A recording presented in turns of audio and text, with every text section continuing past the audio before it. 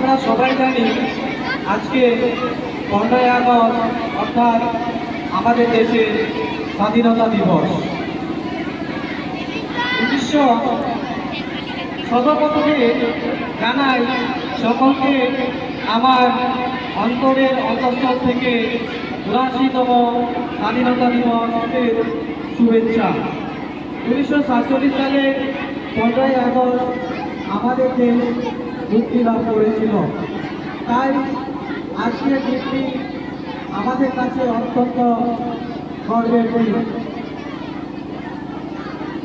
প্রায় 200 বছর ব্রিটিশদের পরাধীনতার হাত থেকে আমাদের দেশ স্বাধীনতা লাভ করেছিল। আমাদের দেশের প্রথম প্রধানমন্ত্রী জওহরলাল নেহরু আজকের দিনে দিল্লির লালকেল্লার প্রথম জাতীয় পতাকা উত্তোলন করেছিল।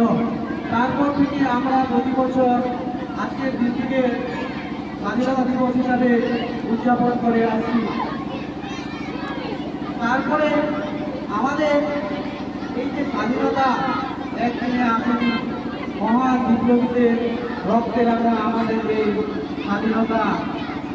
আমাদের মহান বিপ্লবী যোদ্ধারা ছিলেন যেমন গান্ধীজি, নেতাজি সুভাষচন্দ্র বসু,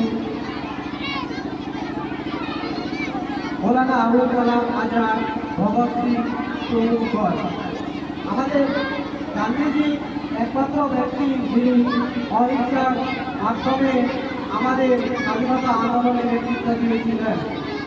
নেতাজি সুভাষচন্দ্র বসুর মতো চরমপন্থী নেতারা মনে করতেন যে স্বাধীনতা ছিনিয়ে আনতে হবে, তাই তিনি আজাদ হিন্দ গঠন করেছিলেন। তার স্লোগান ছিল, তোমরা আমাকে রক্ত দাও, আমি তোমাদের স্বাধীনতা দেব। 1908 সালে 11ই আগস্ট ক্ষুদিরাম বসু হাসতে হাসতে ফাঁসির তৈরি গলায় বেরিয়েছিলেন, মাত্র 18 বছরের যুবক। তারপরে আমাদের ভগৎ সিংয়ের কথা না বললে না। ভগৎ সিং আমাদের দেশের জন্য আত্মবলিদান দিয়েছিলেন। তার স্লোগান ছিল ইনকিলাব জিন্দাবাদ, অর্থাৎ ভারত বিপ্লব বিপ্লবী হোক।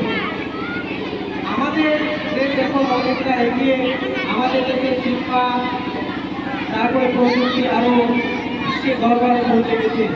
আমরা চেষ্টা করব আমাদের দেশকে উন্নতির শিখরে পৌঁছে দেওয়ার জন্য। আমার এই ক্ষুদ্র বক্তব্য আমি থেকে শেষ করলাম। জয় হিন্দ, বন্দে মাতরম।